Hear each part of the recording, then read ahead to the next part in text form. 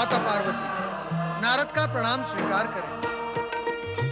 माता, मैं इस समय आपसे ये नहीं पूछूंगा कि भगवान भोलेनाथ यहाँ क्यों नहीं है और वे कहाँ गए हैं। क्यों नहीं पूछोगे नारद? क्या तुम जानते हो कि इस समय भोलेनाथ कहाँ हैं? जानता ही नहीं माता, मैं तो उनके प्रत्यक्ष दर्शन करके आ रहा हूँ यहाँ। कहाँ हैं वो? वे इस समय गगन विहार कर रहे हैं माता, परंतु उन्होंने कहवाया है कि आप रुष्ट न हो। परिस्थिति कुछ ऐसी थी कि उन्हें अकेले ही जाना पड़ा। अकेले आकाश में भ्रमण करने चले गए और मुझे बताया भी नहीं। नहीं माता नहीं, कृपया आप रुष्ट न हो। ये भगवान भोलेनाथ की आज्ञा की अवहेलना होगी। ये तो भोलेनाथ ने तुम्हें अवश्य ही बताया होगा कि उनके अकेले जाने का कारण क्या था। नहीं माता नहीं, ना ही मुझ में ये पूछने का साहस था और ना ही उन्होंने मुझे कुछ बताया। हाँ, इतना विश्वास मैं आपको अवश्य दिला सकता हूँ कि कुछ ही क्षणों में भगवान भोलेनाथ यहाँ प्रकट होंगे। परंतु मुझे विश्वास नहीं होता नारद। यहाँ से अदृश्य होकर वे कैलाश और कैलाशवासियों को भूल जाते हैं।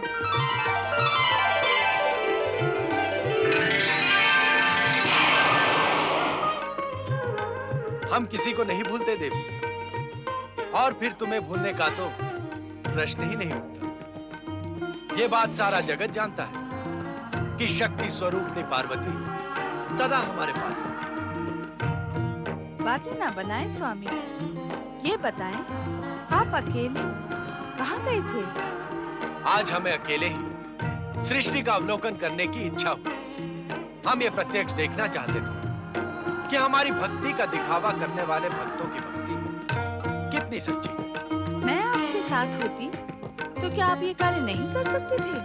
नहीं, क्योंकि हमारा ध्यान तुम्हारी भावनाओं के उतार चढ़ाव पर होता है।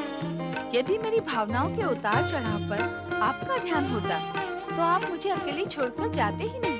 नारायण नारायण। भोलेनाथ, जब आप यहाँ आ ही गए हैं तो कृपया इस वाद विवाद के उतार चढ़ाव का आप अंत करें।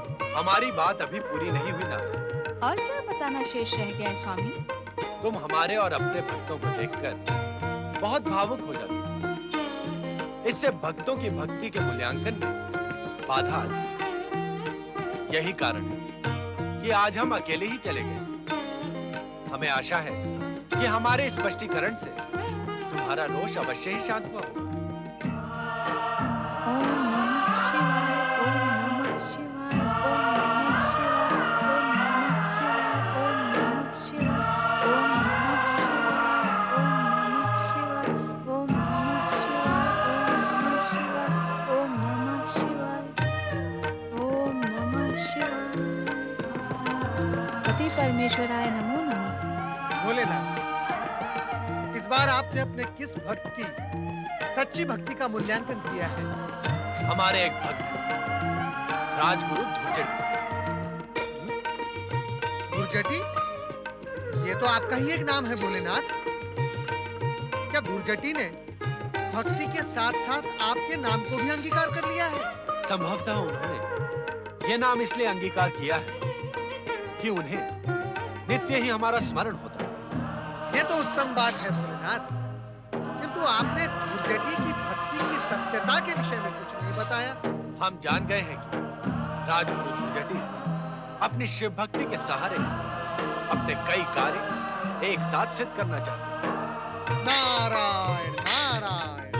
भक्तों के कार्य सिद्ध हो, क्या इससे आपको कोई प्रसन्नता नहीं होती भोलेनाथ? माता, आप भी कुछ बोले। इस समय मेरे बोलने की कोई आवश्यकता नहीं है नारद। तुम वही पूछ रहे हो जिसे जानने के लिए मैं इच्छुक हूँ। ये सुनकर मैं धन्य हुआ माता। मेरे और आपके विचार इतने मिलते हैं, ये मैं स्वयं नहीं जानता था। नारद के विचारों से समानता करोगी तो कष्ट में पड़ जाओगी देवी। तुम अपने प्रश्न स्वयं करो। आपके इस पाखंडी भक्त धुर्जटी में मेरी कोई रुचि नहीं है स्वामी। अब मुझे आज्ञा दें। अर्थात तुम्हारे मन में हमारे प्रति थोड़ा सा रोष अब भी शेष है। भोलेनाथ, माता पार्वती आपसे अधिक समय तक रुष्ट नहीं रह सकती। आपके दर्शन होते ही प्रसन्नता उनके हृदय में उमड़ पड़ती है।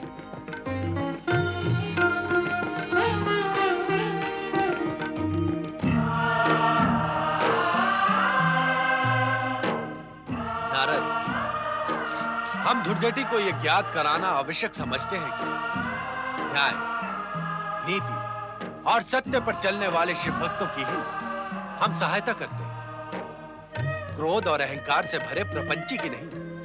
नारायण नारायण, आश्चर्य है, राजगुरु होने के पश्चात भी धुर्जटी इतने महत्वपूर्ण सत्य को नहीं समझ सके। धुर्जटी ज्ञानी अवश्य है, परंतु ज्ञानी होने के साथ अहंकारी भी है।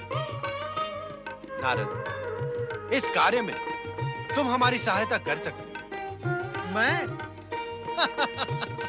भोलेनाथ, मैं तो आपका एक तुच्छ भक्त हूँ, भला मैं क्या आपकी सहायता कर सकता हूँ? इसे अपनी चतुराई और योग्यता की परीक्षा समझो नारद। तुम एक ब्रह्मचारी का रूप धारण कर धुर्जटी के आश्रम जाओ और उसकी भक्ति और नीति की हाल हो। जो आज्ञा भोलेनाथ। आपने मुझे इतना महत्वपूर्ण कार्य सौंपकर मुझ पर बहुत बड़ी कृपा की है। अब मुझे स्वयं अपनी योग्यता का पता चल ही जाएगा। ओम नमः शिवाय। विश्वासघात। इसका अर्थ ये हो कि महाराज वज्रसेन को हमारे आदेश का पालन करना स्वीकार नहीं। राजगुरु, उन्होंने निवेदन किया है कि अब इस शत्रुता का समाप्त हो जाना आवश्यक है। पति पत्नी के बीच शत्रुता बनाए रखने का कोई अर्थ नहीं। महामंत्री सुदंत, आपको यह भली भांति ज्ञात है कि हमने वज्रसेन और सुमति का विवाह प्रतिशोध लेने के लिए स्वीकृत किया था, पति पत्नी के प्रेम में डूब जाने के लिए नहीं। गुरुदेव, ये सत्य है कि उन दोनों के बीच अब कोई मनमुटाव नहीं है। महारानी सुमति अब तो गर्भवती भी हो गई। क्या तुम सत्य कह रहे हो महामंत्री सुदंत? स्वयं राजवैद्य जी ने इस बात की पुष्टि की है गुरुदेव। मैं भी यही निवेदन करूंगा कि शत्रुता के इस अध्याय को यहीं समाप्त कर दीजिए। महामंत्री सुदंत, ऐसा प्रतीत होता है कि शत्रुता समाप्त कराने के षड्यंत्र में आप सब हमारे विरुद्ध हो गए हैं। यदि आपको अपमानित नहीं होना है तो तुरंत यहां से चले जाओ। अब हम इस विषय में एक शब्द भी नहीं सुनेंगे।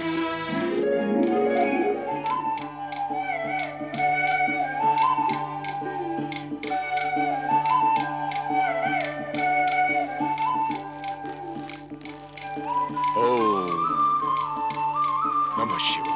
नारायण नारायण नारायण नारायण।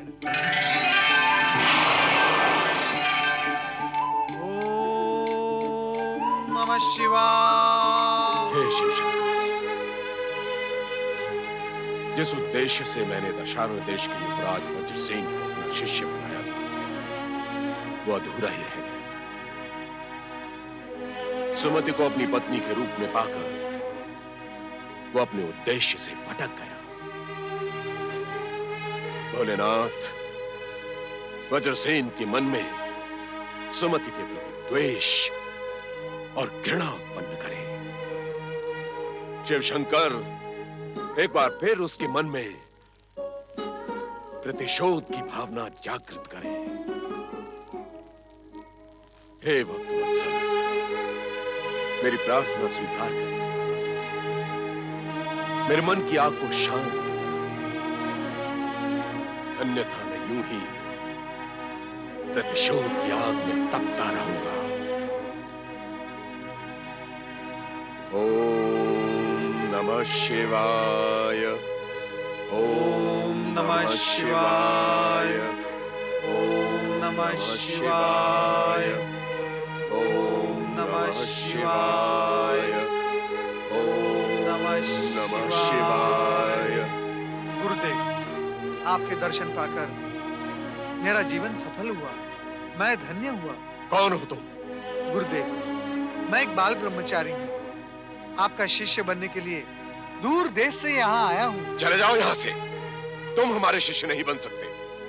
हे महाज्ञानी, आप पूरी योग्यता से मेरी योग्यता की परीक्षा ले लें। मैं आपका सर्वश्रेष्ठ शिष्य सिद्ध हो सकता हूँ। सर्वश्रेष्ठ तो क्या, तुम हमारे निकृष्टतम शिष्य भी नहीं बन सकते। जो मूर्ख भक्ति में बाधा डालकर विवेकहीन हो गया हो, वो हमारा शिष्य कदापि नहीं हो सकता। हम फिर कहते हैं, चले जाओ यहाँ से। हमारी शिव भक्ति में बाधा मत डालो। मुझे अपना शिष्य बना लेने से आपकी शिव भक्ति और भी दृढ़ हो जाएगी। भगवान भोलेनाथ मेरे भी इष्ट देव हैं। उनकी मुझ पर विशेष कृपा है। तुम्हारे कहने मात्र से क्या होता है? तुम अपनी स्वार्थ सिद्धि के लिए कुछ भी कह सकते हो, परंतु हमारी शिव आराधना में बाधा डालकर तुमने हमारा शिष्य बनने का अधिकार खो दिया है। अब अधिक बातें न बनाओ, चले जाओ यहां से। नहीं गुरुदेव, नहीं। गुरुदेव, मैं तब तक आपके चरण नहीं छोड़ूंगा जब तक आप मुझे शिष्य के रूप में स्वीकार नहीं कर लेते। गुरुदेव, आप मेरी प्रार्थना अस्वीकार कर मेरे हृदय को छिन्न भिन्न न करें। मुझ पर कृपा करें गुरुदेव। गुरुदेव, मैंने आपको मन ही मन अपना गुरु स्वीकार कर लिया है। यदि आप इसी समय मुझे शिष्य की दीक्षा नहीं देंगे तो मैं भगवान भोलेनाथ का नाम स्मरण कर यहीं पर अपने प्राण त्याग दूंगा। गुरुदेव, ऐसा हठी ब्रह्मचारी हमने आज तक नहीं देखा। ठीक है, हमें सोचने का समय दो। हमें परखने दो कि तुम हमारे शिष्य बनने योग्य हो भी या नहीं। गुरुदेव, मैंने आपसे पहले ही निवेदन किया है कि मैं कठोर से कठोर परीक्षा देने के लिए तत्पर हूं। यदि आप मुझे प्राण देने के लिए कहें तो मैं अवश्य दूंगा, परंतु आपको मुझे दुर्जटी शिष्य की उपाधि अवश्य प्रदान करनी होगी। कृपया आप मुझे दुर्जटी शिष्य के रूप में दीक्षित करें। तुम बाल ब्रह्मचारी हो ये तो हम जान गए, किंतु तुमने अपना पूर्ण परिचय नहीं दिया। तुम्हारे पिता का नाम क्या है? मेरे पिता का नाम है ब्रह्मदेव। माता का? माता शारदा। कुल कौन सा है? नारदीय। और गोत्र? ब्रह्म गोत्र है मेरा। अब और क्या शेष रह गया है जानने के लिए गुरुदेव? जब तक हम तुम्हें अपना शिष्य न बनाएं, तुम हमें गुरुदेव नहीं कह सकते। आप मेरे तो क्या, सारे संसार के गुरुदेव हैं गुरुदेव। सारा जगत आपके ज्ञान और पांडित्य का लोहा मानता है। आपकी ये कीर्ति कथा सुनकर ही तो मैं आपकी शरण में आया हूँ। ऐसा लगता है कि तुम्हारा ज्ञान प्रशंसनीय है, इसलिए हम तुम्हें अपना शिष्य बनाना स्वीकार करते हैं। आप धन्य हैं गुरुदेव, आप महान हैं। मुझे शिष्य के रूप में स्वीकार कर आपकी महानता और भी अधिक महान हो गई है। आसन ग्रहण करो।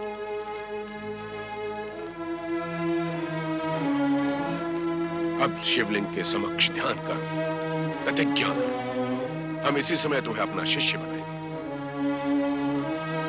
अपना नाम लेकर कहो।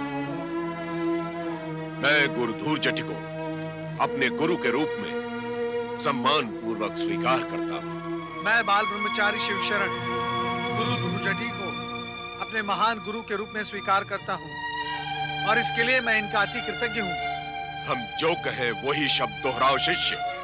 जो आज्ञा गुरुदेव। मैं गुरु धूर्जटि के शिष्य के रूप में उनकी हर आज्ञा का पालन करूंगा और उनकी सेवा ही मेरे जीवन का व्रत है। मैं गुरु धूर्जटि के शिष्य के रूप में उनकी प्रत्येक आज्ञा का पालन करूंगा और उनकी सेवा ही मेरे जीवन का व्रत है। गुरु के रोष को मैं उनका प्रसाद समझूंगा और उनके प्रति प्रामाणिक रहकर किसी अन्य व्यक्ति को मैं अपना गुरु नहीं बनाऊंगा।